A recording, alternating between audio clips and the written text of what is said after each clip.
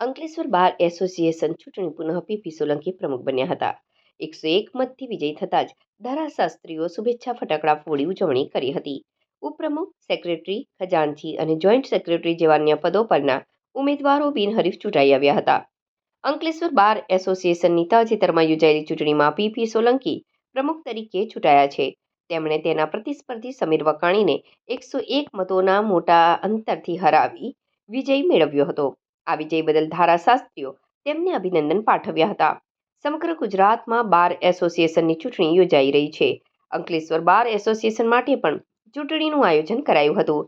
પ્રમુખ પદ માટે વર્તમાન પ્રમુખ પીપી સોલંકી અને સમીર વકાણી વચ્ચે સીધો મુકાબલો હતો. બાર એસોસિએશનમાં કુલ 173 મતદારો નોંધાયા હતા. કોર્ટ બિલ્ડિંગ ખાતે સવારે 9:15 વાગ્યાથી મતદાન શરૂ થયું હતું અને સાંજે 4 કલાક મતગણતરી હાથ ધરવામાં આવી હતી. મતગણતરીના અંતે પીપી સોલંકીને 132 મત મળ્યા હતા, જ્યારે સમીર વકાણીને માત્ર 31 મત મળ્યા હતા. 101 મતથી પીપી સોલંકીનો વિજય થયો હતો.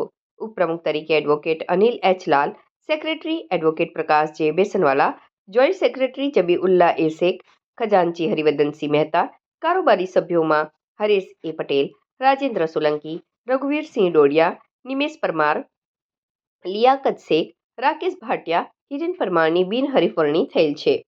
બાર કાઉન્સિલ ઓફ ગુજરાત તરફથી ગુજરાતના જેટલા વકીલ મંડળો છે એમની વકીલ મંડળની ચૂંટણી એક જ દિવસે થાય એ પ્રમાણે આજરોજ અંકલેશ્વર વકીલ મંડળની પણ પ્રમુખ તરીકેની ચૂંટણી રાખવામાં આવેલ. પ્રમુખ સિવાયના જેટલા હોદ્દેદારો છે, સેક્રેટરી, ઉપપ્રમુખ, ખજાનચી, જોઈન્ટ સેક્રેટરી, કારોબારી મેમ્બર, એ અમારી પેનલના બધા બિનહરીફ ચૂંટાયેલા જાહેર થયેલા. માત્ર પ્રમુખની આજરોજ ચૂંટણી હતી, એમાં મારા હરીફ ઉમેદવાર સમીર વકાણીએ ઉમેદવારી કરેલી.